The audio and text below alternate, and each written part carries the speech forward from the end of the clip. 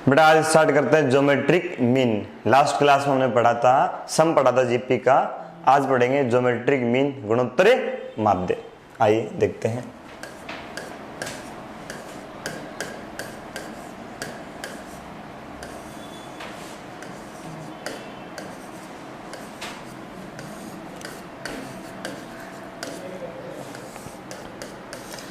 गुणोत्तर माध्य, geometric mean. अब बात है कि ज्योमेट्रिक मीन, गुणोत्तर माध्य होता क्या है और क्वेश्चन हमारे पास किस प्रकार आएंगे और उसे कैसे सोल्व करना है, ये सारी बातें हम इसके अंदर पढ़ेंगे। If a b c are in GP, a b c गुणोत्तर श्रेणी में है। अब जीपी का कॉन्सेप्ट क्या है कि कॉमन रेशियो सारों अनुपात समान होगा। डिवाइड कर दो, b upon A is equal to C upon B, B square is equal to A C, B is equal to root A C. और बेटा मैं आपको बताऊं, इस b को ही बोलते हैं geometric mean. Geometric mean of A and C, A तथा सी का गुणोत्तरीय माध्य। अब ये तो समझ गया आप ज्योमेट्रिक मीन क्या होता है। अब वो जैसे मैंने अर्थमेटिक मीन बताया था, सेम उसी से आप कंपेयर कीजिए ज्योमेट्रिक मीन की। जब मैंने अर्थमेटिक मीन बताया था, मैंने कहा था कि यहाँ क्वेश्चन जो है हमारे पास दो प्रकार से आता है। कि सबसे पहले जब क्वेश्चन हमारे पास आएगा तो हम ये देखेंगे कि जो सीरीज है वो एपी है या नहीं है।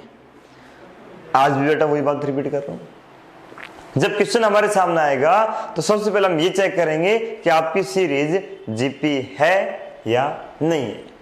ठीक है, अच्छा जी।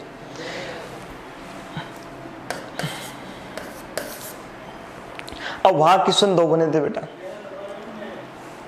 सेम वही दो क्वेश्चन यहां बन रहे। एक तो है कि आपकी सीरीज जीपी है और एक है जीपी नहीं है। दोनों के मेथड में आपको सिखाऊंगा। जीपी है तो उसे कैसे हल करेंगे, जीपी नहीं है तो फिर हम ज्योमेट्रिक मीन कैसे निकालेंगे। आइए देखते हैं।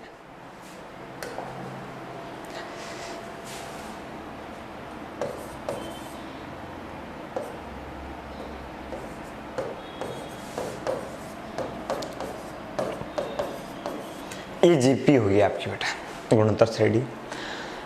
जीपी है, फिर आपसे पूछ रहा है ज्योमेट्रिक मीन। तो ज्योमेट्रिक मीन निकालने के मैं आपको दो मेथड बेटा सिखाऊंगा। नंबर एक, ये देखिए बेटा, इससे कुछ समझ आया आपको? ये कॉन्सेप्ट बन गया। कैसे कि फर्स्ट और लास्ट को मल्टीप्लाई किया, उसका ले लिया स्क्वायर रूट वर्गमूल। ये आपके दिमाग में सेट कर लो। यदि सीरीज जीपी है और आपसे ज्योमेट्रिक मीन पूछ रहे हैं, यानी गुणोत्तर माध्य आपसे बेटा पूछ रहे हैं, आपको क्या करना है? फर्स्ट यानी प्रथम और लास्ट अंतिम को मल्टीप्लाई करना है और उसका स्क्वायर रूट वर्गमूल आपको लेना है। आपका आंसर आ गया। देखिए ये क्वेश्चन था, तो आपसे ज्योमेट्रिक मीन पूछ रहा है। आपने क्या किया?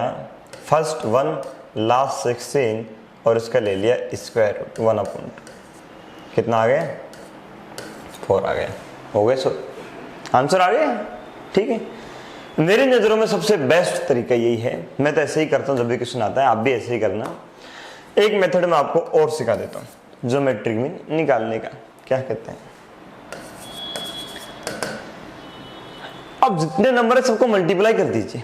जितने नंबर है 1 2 4 8 16 और इसकी पावर देखो बेटा, दो नंबर मल्टीप्लाई किया तो 1/2 क्या था? नंबर कितने? 1 2 3 4 5। जितने नंबर है पावर 1/, में उतना ही आप लिख दीजिए। ये जो मेथड है जो मैं नंबर 2 बता रहा हूं, इसे आप बेटा जीपी है या नहीं है आप दोनों जगह से लगा सकते हैं। यदि जीपी है तो बेटा आप इसे क्यों लगा रहे हो? आपका टाइम वेस्ट हो रहा है। टाइम तो हमारे पास है ही नहीं। अगर जीपी है तो हम इसे लगाएंगे ना। हाँ, यदि सीरीज जीपी नहीं है फिर मजबूर है, हमारी मजबूरी हमें लगाना ही होगा, क्योंकि अगर ये लगा देंगे तो आंसर गलत आ जाएगा बेटा। समझ गया? अब आप बोलेंगे कि सर इसे कैसे सोल्व करें, मल्टीप्लाई करेंगे बहुत बड़ा हो जाएगा। नहीं बेटा, आप इसे ऐसे लिखिए, 1 को लिखो 2 की पावर 0, 2 की पावर 1, 2 की पावर 2, 2 की पावर 3, 2 की पावर 4 की पावर a। ठीक है जी। मल्टीप्लाई ये बेस है में पावर ऐड हो जाएगी, 4 3 7 2 9 और 1 10 से 2 की पावर 10, 1/5, ये कितना आएगा 4 आएगा नहीं है बेटा। देखो सेम आंसर आ रहा है। ये दो मेथड है। अब इस पे भी क्वेश्चन दो बनते हैं। एक तो मैंने सिखाया पूरी सीरीज का, ये जो ज्योमेट्रिक मीन पढ़ रहे हैं ये पूरी सीरीज का है। ठीक है, आपको मालूम होना चाहिए, मैंने बताया था कि फर्स्ट और लास्ट के बीच जितने भी पद हैं सारे के सारे ज्योमेट्रिक मीन कहलाते हैं। जैसे अर्थमेटिक मीन कहलाए थे बेटा, ईपी थी तो अर्थमेटिक मीन बोल दिया, जीपी है तो ज्योमेट्रिक मीन बोल दिया। अब आपसे पूछ सकता है कि पहला ज्योमेट्रिक मीन, पहला गुणोत्तर माध्य क्या है, दूसरा गुणोत्तर माध्य क्या है, तीसरा क्या है, ऐसे कोई सा भी आपसे पूछ सकता है। ये भी हम आपको सिखाएंगे। एक बार इस पे एक क्वेश्चन कर लेते हैं जो एग्जाम आया हुआ क्वेश्चन है।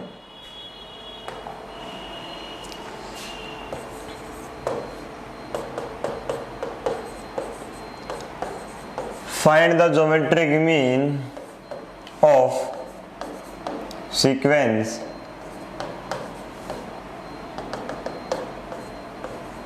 ये क्वेश्चन बेटा आपके पास आया। सीक्वेंस लिखा हुआ है अनुक्रम, कि इस अनुक्रम का गुणोत्तर माध्य ज्ञात कीजिए। क्वेश्चन करना बड़ी बात नहीं है ना, क्वेश्चन तो बच्चा कर देगा, आंसर आ जाएगा, ऑप्शन मिल जाएगा, बट सही करना बेटा हमें। उसके लिए कैसे सोचते हैं, क्वेश्चन देख के आपके माइंड में क्या आना चाहिए। जैसे आपने क्वेश्चन देखा कि ज्योमेट्रिक में निकालना है तो आपके दिमाग में आना चाहिए कि सर ने बताया, तो ज्योमेट्रिक में निकालने के लिए ये देखना होगा कि सीरीज जीपी है या नहीं है, क्योंकि उसने यहां लिखा है सीक्वेंस। सीक्वेंस यानी अनुक्रम है बेटा, कॉमा लगाया हुआ अनुक्रम है। आपको चेक करना है जीपी है या नहीं। हाँ, आप चाहे तो जो मेथड मैंने सेकंड बताया आपको, आप वो लगा सकते हैं, फिर आपको चेक करने की आवश्यकता नहीं है।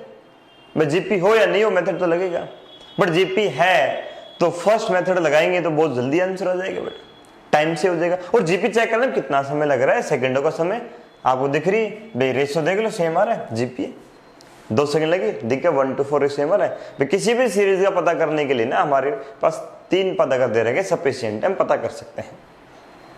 ठीक है जी, जीपी होगी तो ज्योमेट्रिक में निकालना तो बड़ा आसान है। तो फर्स्ट और लास्ट को मल्टीप्लाई करो, उसका स्क्वायर रूट ले लो।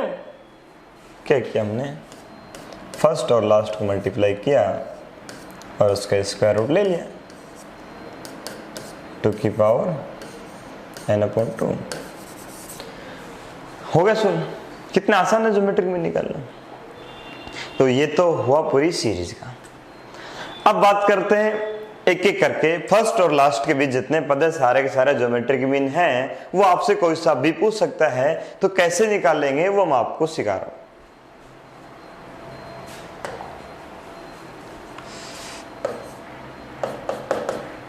कॉन्सेप्ट है,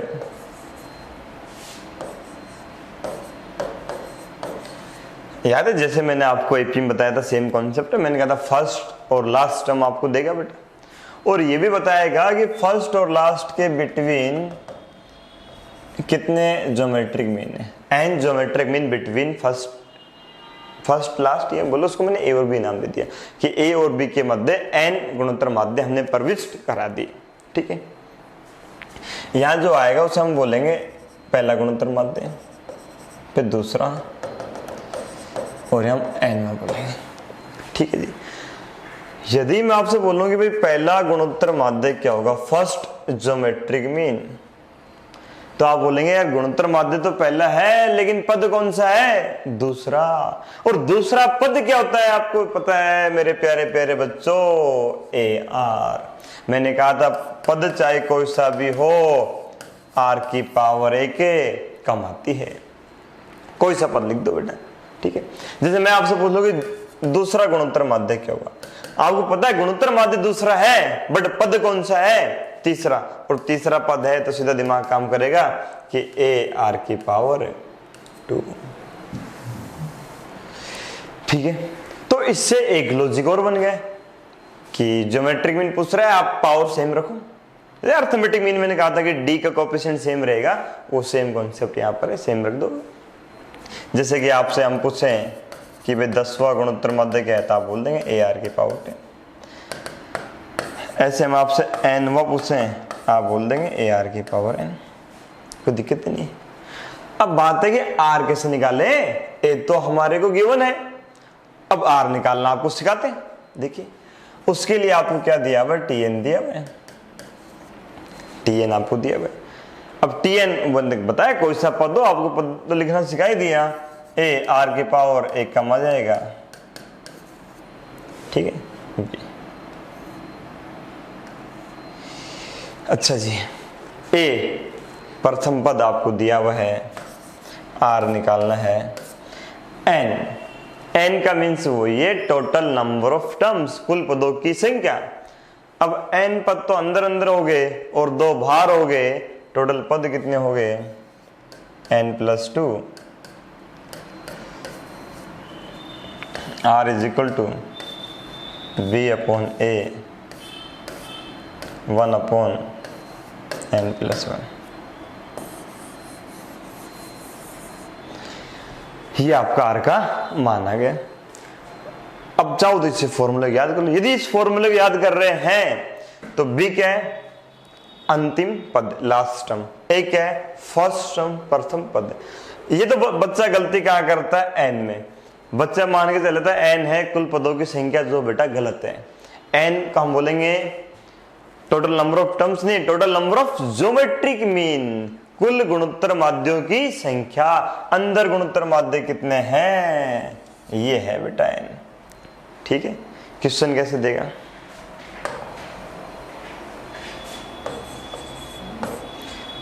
ये आपको फर्स्ट दे दिया, ठीक है, और आपको लास्ट दे दिया, ये आपकी जीपी है। ठीक है जी,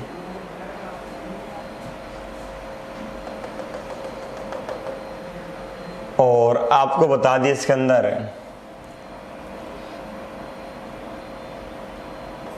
14 ज्योमेट्रिक मीन। कितने बता दें, 14 है, 15 है, जो भी है बेटा, कोई दिक्कत नहीं। ठीक है, आपसे पूछ रहा है कि ज्योमेट्रिक मीन 10 क्या है, कोई सा पूछ ले बेटा।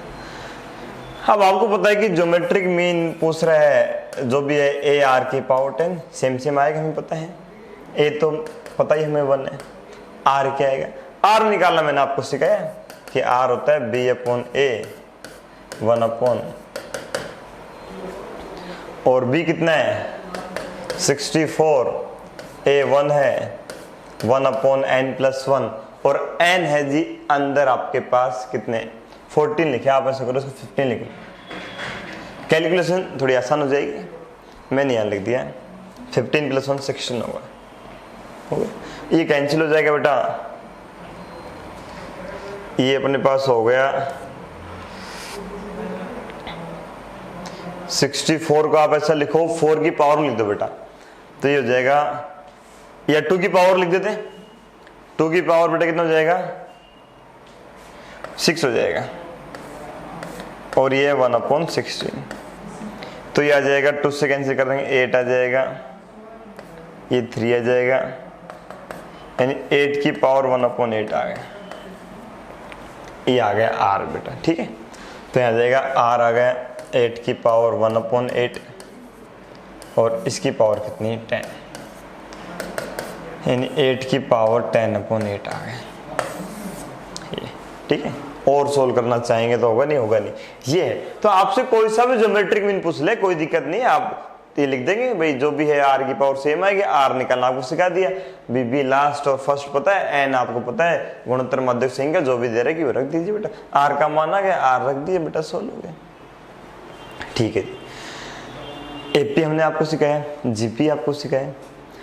अब बात करते हैं एपी और जीपी दोनों को बेटा मिक्स किया जा रहा है, तो उस सीरीज का हम नाम दिया एजीपी, अर्थमेटिक ज्योमेट्रिक प्रोग्रेशन। समांतर गुणोत्तर श्रेणी।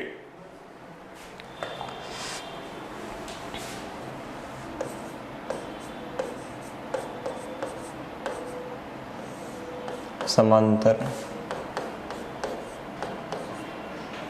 गुणोत्तर श्रेणी AGP।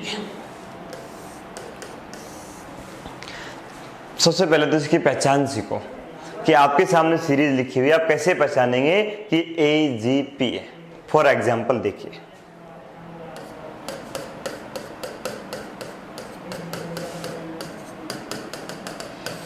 ये GP है, कैसे डिवाइड कर लो, रेशो सेम आ रहे हैं।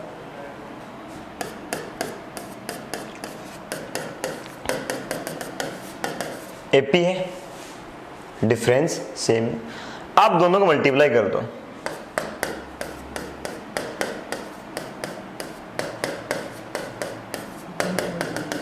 इसे बोलते हैं AGP, अर्थमेटिक ज्योमेट्रिक प्रोग्रेशन, समांतर गुणोत्तरीय श्रेणी। दोनों को मल्टीप्लाई कर दिया तो देख के पहचान लोगे AGP। यहां पर एक ही क्वेश्चन बनता है बेटा बढ़िया, जो एग्जाम के अंदर आता है, और वो पूछता है सम योगफल का। कोई फॉर्मूला नहीं है इसका योगफल का, है ना। एक कॉन्सेप्ट है जो मैं आपको सिखाऊंगा कि इस AGP को हम कन्वर्ट करेंगे GP में, और GP का तो आपको फॉर्मूले मैंने बता ही रखे। फिर वो चाहिए n पदों का पूछे, चाहिए 100 का पूछे, या इनफाइनाइट का पूछे। भाई योगफल के भी 3 क्वेश्चन होते हैं, आपको पता है। n की वैल्यू फिक्स कर दे या इनफाइनाइट कर दे। n देगा तो ट्रिक है बेटा, n की वैल्यू 1 पुट कर देंगे। n की वैल्यू फिक्स करता नहीं बेटा, बहुत कम चांस होते हैं। इन्फिनिटी आएगा, वही मैंने आपको सिखा दिया, a/1 - r, लास्ट क्लास में बताया था आपको। ठीक है जी।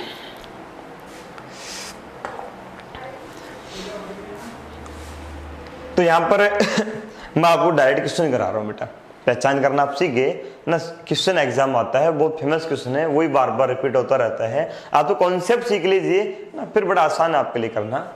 क्वेश्चन ये है,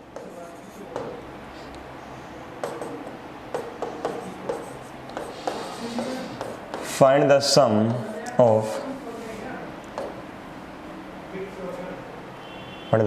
of series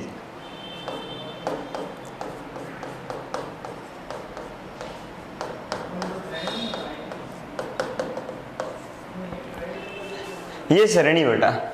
find the sum of, ये योगफल ज्ञात करना आपको इस सीरीज का। तो योगफल ज्ञात करना है, सबसे पहले आप सीरीज देखेंगे ना कि सीरीज क्या है।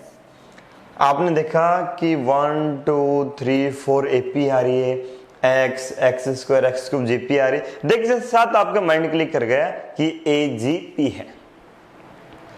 सबसे पहले ये अब पहचानना है मेरे प्यारे प्यारे बच्चों कि ये सीरीज कौन सी है। आपने पहचान लिया कि AGP है। अब कैसे करना है, स्टेप बाय स्टेप मैं आपको सारी स्टेप बता रहा हूं, आप उसे फॉलो कीजिए। आपका आंसर 100% श्योर है बेटा, आपका आंसर आ जाएगा। 2-3 स्टेप का ही है, देखिए बहुत आसान है। पहले आप इसे लिख लीजिए,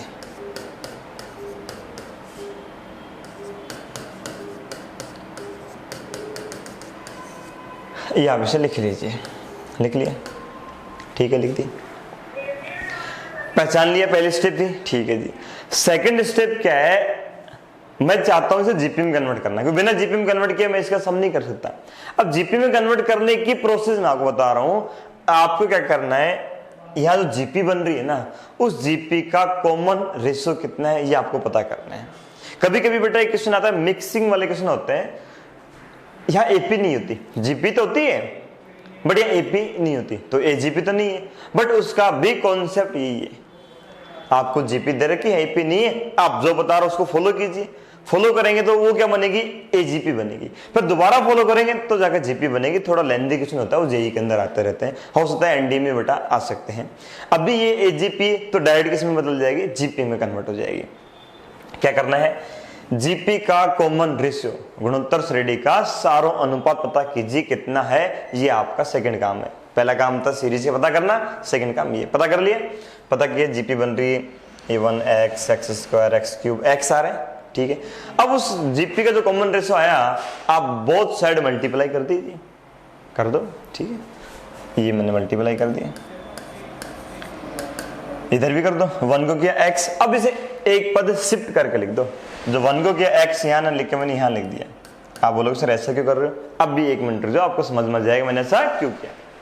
2x को किया 2x स्क्वायर, 3x को किया 3x स्क्वायर। अब आप माइनस कर दीजिए, अब समझ आया मैंने ऐसा क्यों किया। अब माइनस करने में आसानी रहेगी ना, अगर x यहाँ होता 1 में से x को माइनस करते, 2x में से 2x स्क्वायर माइनस करते ना, बड़े कंफ्यूज हो जाते। अब देखो बड़ी आसान हो गए, माइनस करो, s इंफिनिटी कॉमन ले लिया, ये 1, ये x है, यहाँ x स्क्वायर आ गया, ये x क्यूब आ गया, और देखो ये जीपी आई कि नहीं आई, आगे जीपी। एक चीज ध्यान रखना मेरे प्यारे प्यारे बच्चों, ये क्वेश्चन में गिवन है, मैंने लिखना नहीं भूल गया, यहाँ क्वेश्चन में गिवन है where mod x less than 1। आप कई बच्चों तो यही कंफ्यूज होता है, मोड x लेस देन 1 क्या है।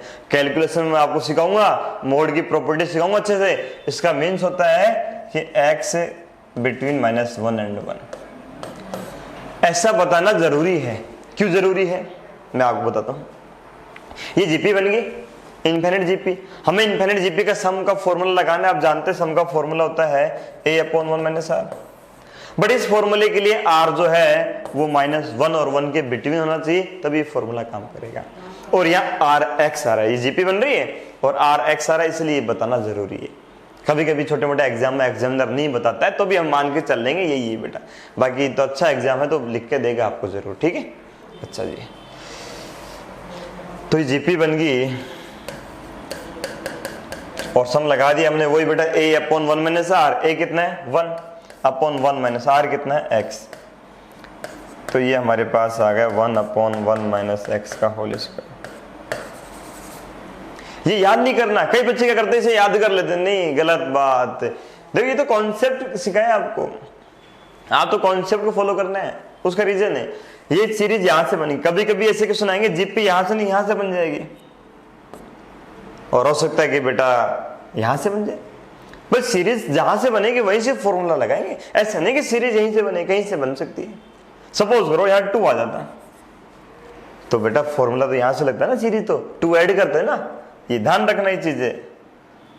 ये आप बेटा ये था 1 + x, ठीक है, ये चीजें आप ध्यान रखना। अच्छा जी, ये हो गया, ठीक है, आप समझ गए। ये जीपी का था, इस प्रकार क्वेश्चन आता है। एक क्वेश्चन और है, कॉमन क्वेश्चन है, बहुत अच्छा क्वेश्चन है। ये मान लीजिए जो मैंने बताया अभी तक कोई सी सीरीज नहीं है, अलग क्वेश्चन है, बट इतना अच्छा क्वेश्चन है वो एग्जाम में काफी बार रिपीट हुआ है, एनसीईआरटी के अंदर भी है और एनडी के एग्जाम में तो बेटा 3 बार रिपीट हो चुका क्वेश्चन बेटा, है ना। थोड़ा चेंज करते रहते हैं, क्या है आइए देखते हैं। बहुत अच्छा क्वेश्चन है।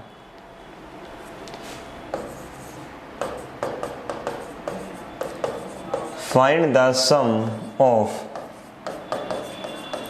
n terms of series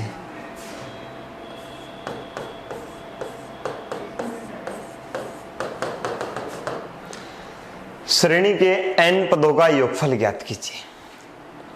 question की पहचान क्या है, एक यूनिक क्वेश्चन है ये। कैसे, ध्यान से देखो,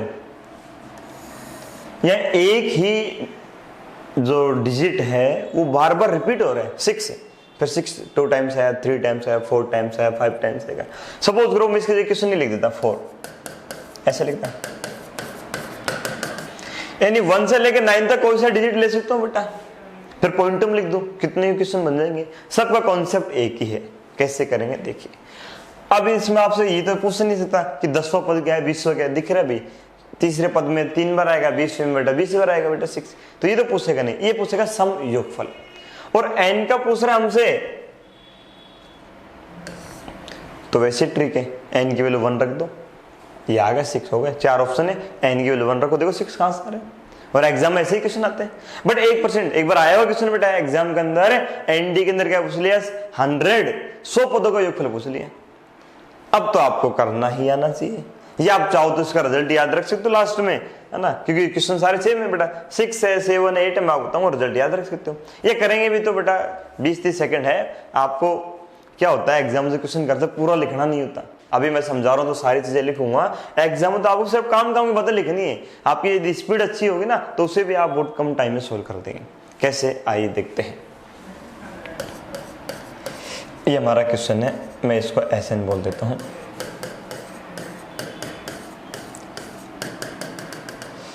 ये और यहाँ 6 6 6 ये n टाइम्स होगा बेटा। ये 6 6 6 कितनी बार आएगा, n बार आएगा भाई। ऐसे नहीं बेटा n पदों का योगफल पढ़ रहे हम, पहला 1 पद 2 पद 3 पद, तो n बार आएगा 6 6 आएगा। ठीक है, क्या होता है इन क्वेश्चनों को सोल्व करने के पैटर्न होता है, या कोई सा भी डिजिट हो आप उसे कॉमन ले लीजिए। 6 से मैंने कॉमन ले लिया, क्या आएगा 1 प्लस वही 1 1 आ जाएगी बेटा। ठीक है, आप चाहो तो ये लिख सकते हो 1 1 1। ठीक है, कोई सा डिजिट तो कॉमन लेंगे 1 ही आएगा। ठीक है, मैं ऐसा क्यों कर रहा हूँ, उसका रीजन है क्योंकि मैं जीपी बनाना चाह रहा हूँ। ठीक है, अब देखना मैंने क्या किया, 9 से डिवाइड कर दिया, 9 से मल्टीप्लाई कर दिया।